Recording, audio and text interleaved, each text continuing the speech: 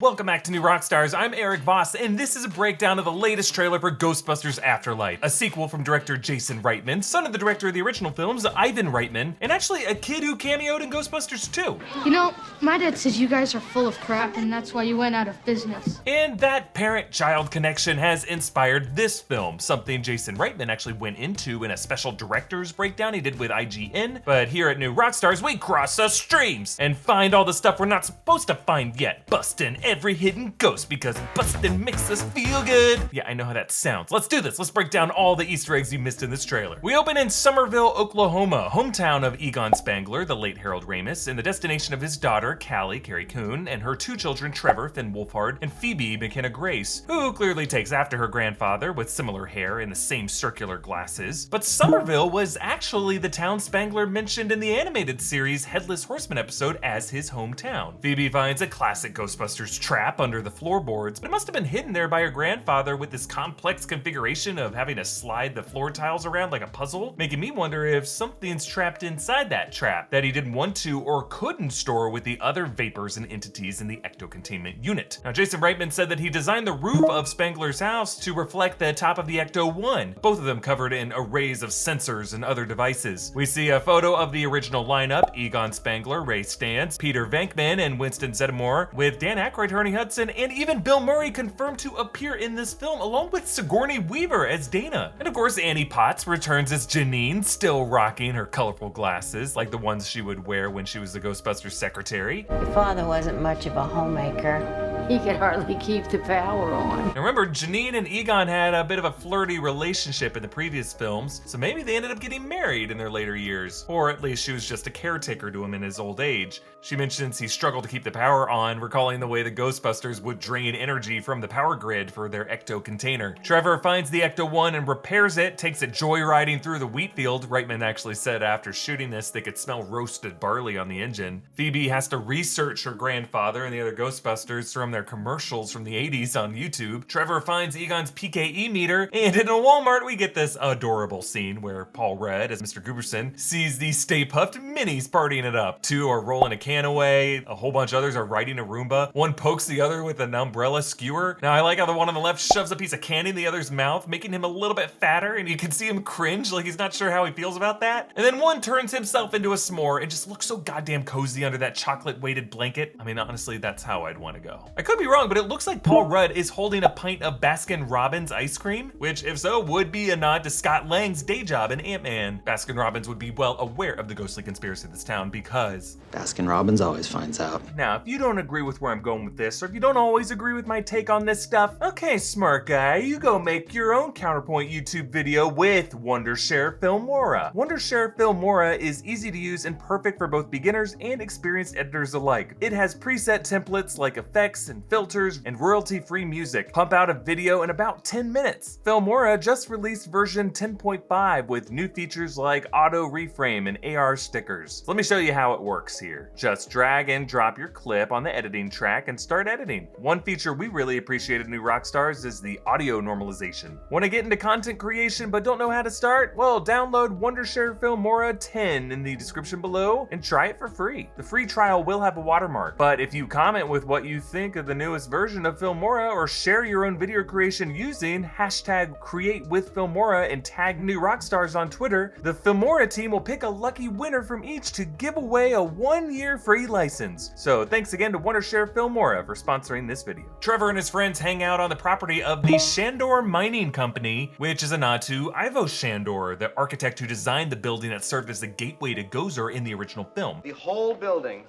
is a huge superconductive antenna that was designed and built expressly for the purpose of pulling in and concentrating spiritual turbulence.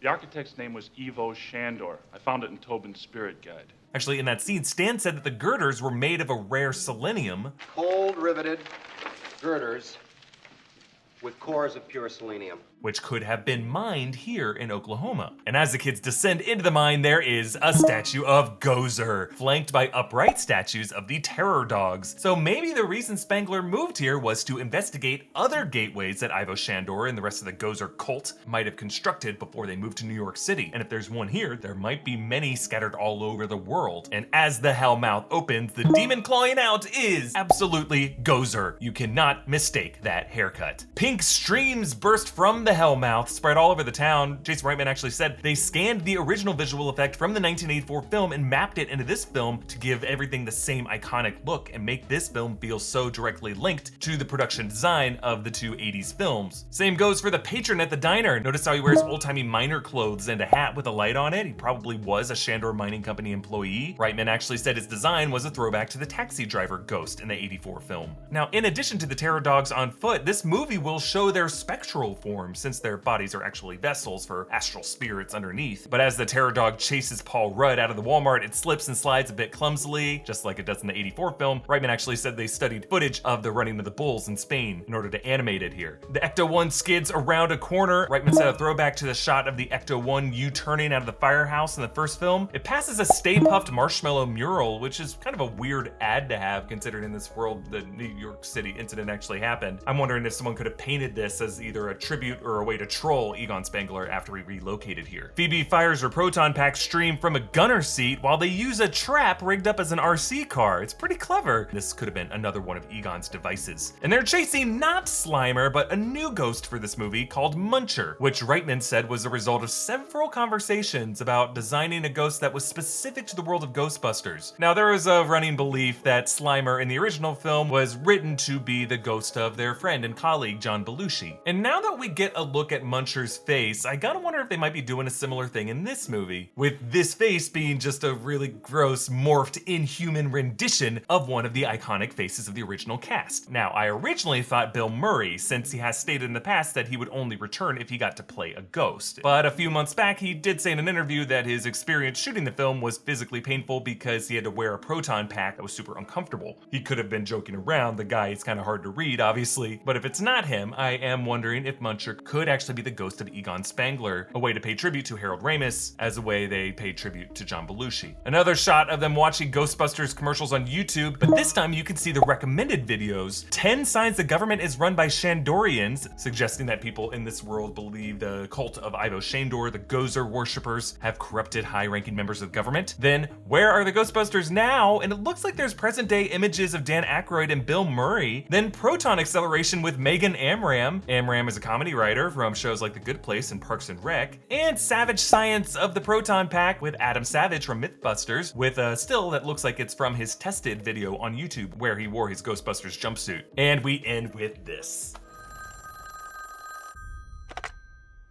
We're closed. Yes, this is Dan Aykroyd, Ray Stans, and he's actually in his bookstore from the second movie. You can see occult books on the window there, and he has his red phone on the counter like he had in the first film. Now on his arm is a tattoo. It says Revelation 7:12, which is a callback to Ray's conversation with Winston in the first movie. I remember Revelation 7:12.